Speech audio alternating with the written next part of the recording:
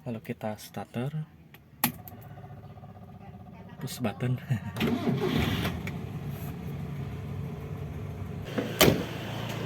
Nah, langsung kunci dia. Waduh, kuncinya di dalam. Gimana ini?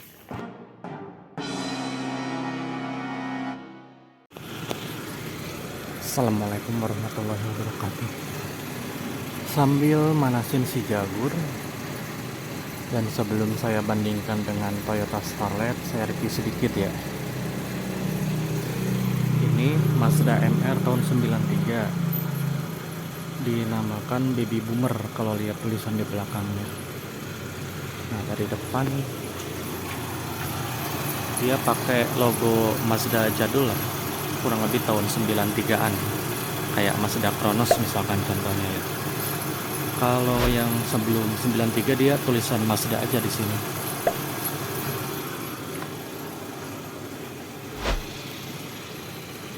Dari fitur tidak ada yang spesial. Lalu yang menarik di sini pintunya, teman-teman.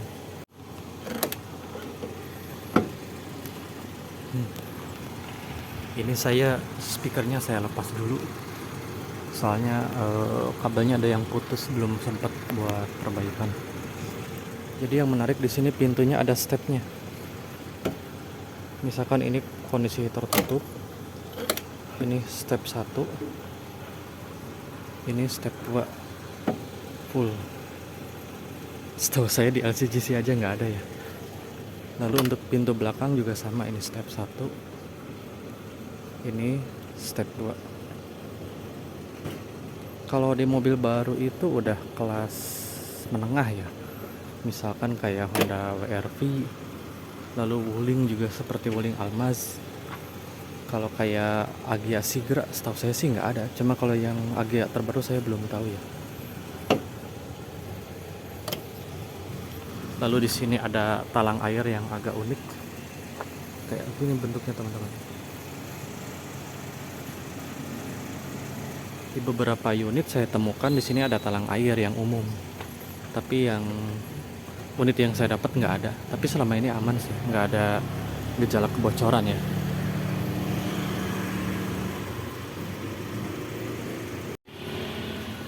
Nah, ini ada tulisan Baby Boomernya untuk yang tahun 93.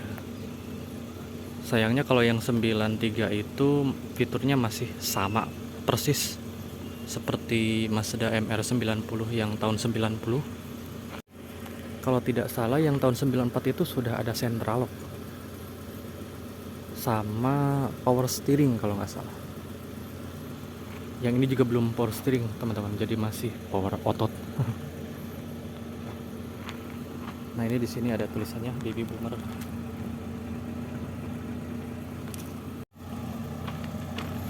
Ini pagi-pagi, teman-teman, masih ngembun, masih keluar tetesan embun. Dari suara knalpotnya sih ala-ala mobil jadul banget ya, aura-aura sport jadul gitu ya. Konon katanya mobil ini juga suka dipakai balapan. Nah, yang saya masih bingung, di beberapa foto Baby Boomer itu ada spoiler di sini, tapi unit yang saya dapat itu nggak ada ya. Nggak tahu lah aslinya gini atau emang udah nggak ada.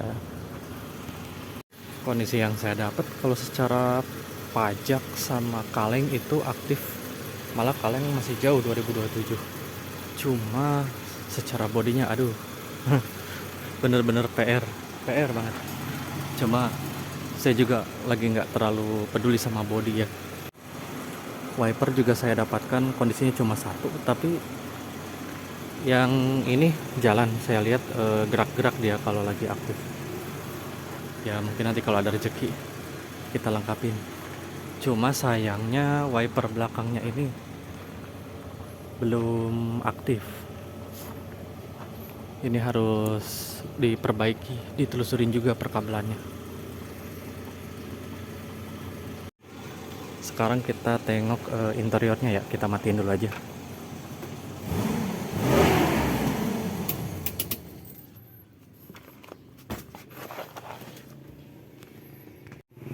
Dari sisi interior lagi-lagi tidak ada yang wow. Pintu manual, masih power otot untuk buka jendela kacanya.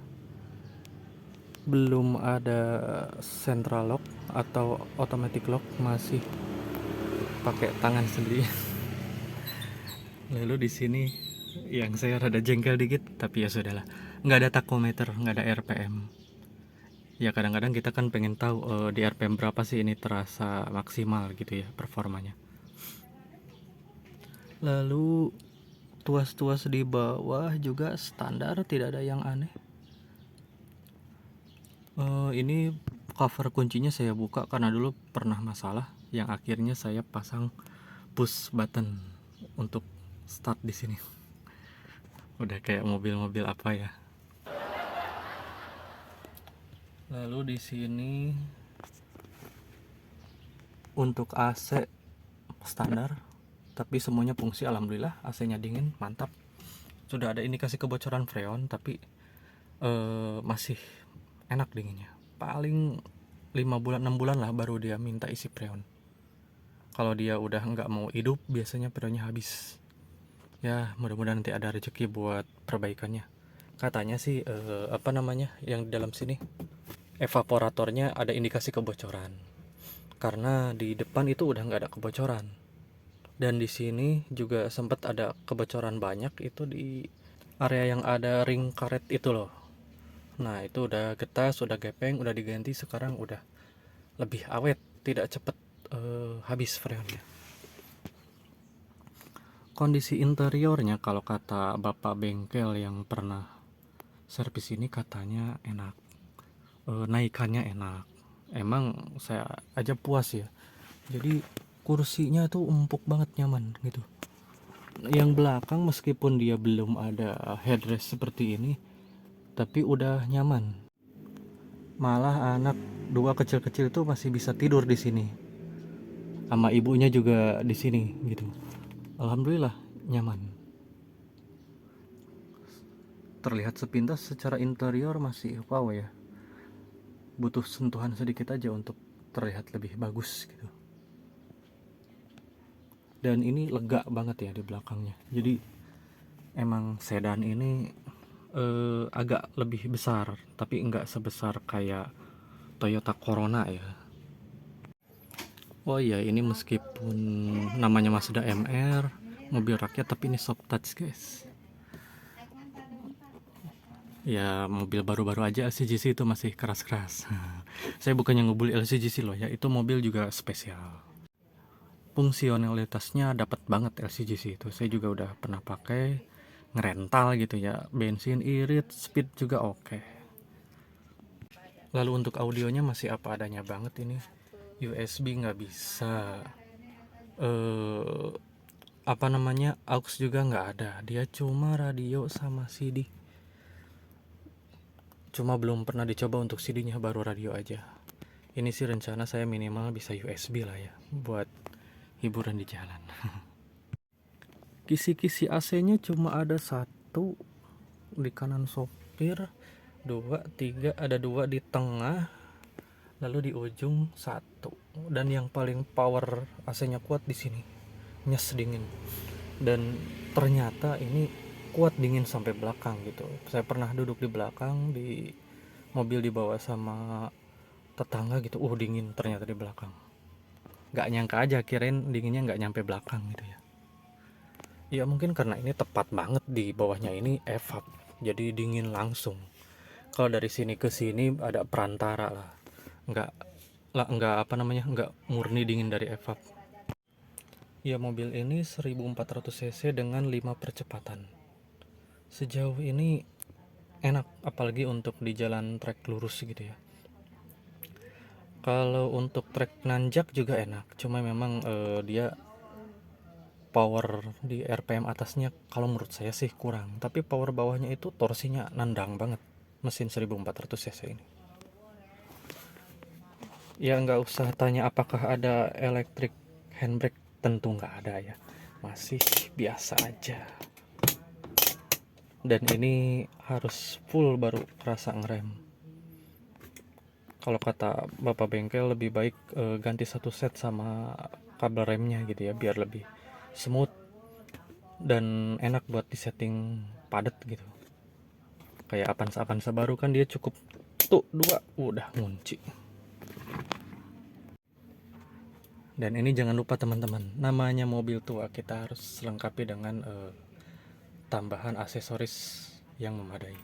Seperti ini saya tambahkan voltmeter ya, yang ditaruh di lighter di sini.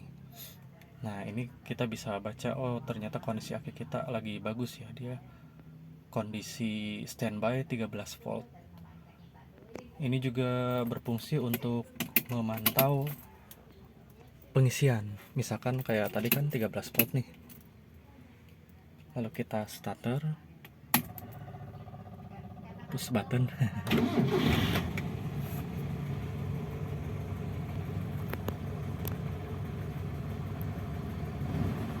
Cuma sayangnya dia 3 display ya, suhu, terus kuota arus.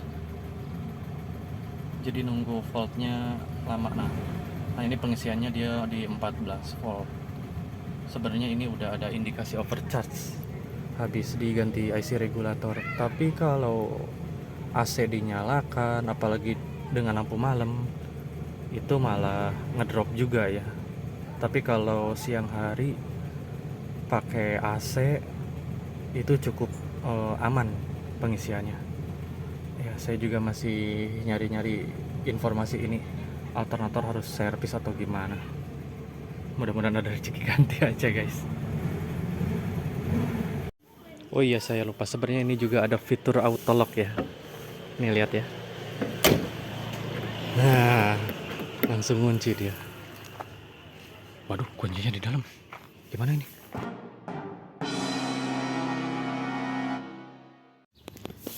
Lalu bagaimana kalau kita bandingkan dengan Toyota Starlet? Bagi saya ada dua hal keunggulan dari Toyota Starlet dibanding mobil ini. Yang pertama itu fun to drive. Jadi makainya enak, menyenangkan, jadi pengennya nyetir terus kalau lagi pakai Starlet. Karena waktu itu saya pernah pinjam Starlet punya teman, itu seharian 2 hari, dan itu dipakai benar-benar dari pagi sampai malam, dan benar-benar fun to drive. Mau lewat jalan yang kecil, berbelok-belok, ngebut juga enak.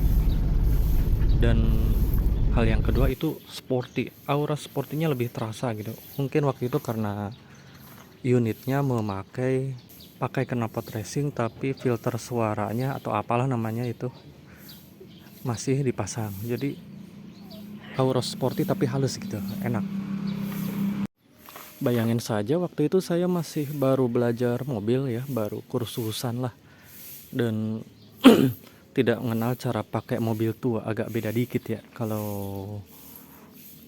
yang di kursus itu kan dia pakai mobil Toyota Avanza, seperti kalau mau jalan cukup angkat kopling sedikit di gigi satu itu udah nyelonong.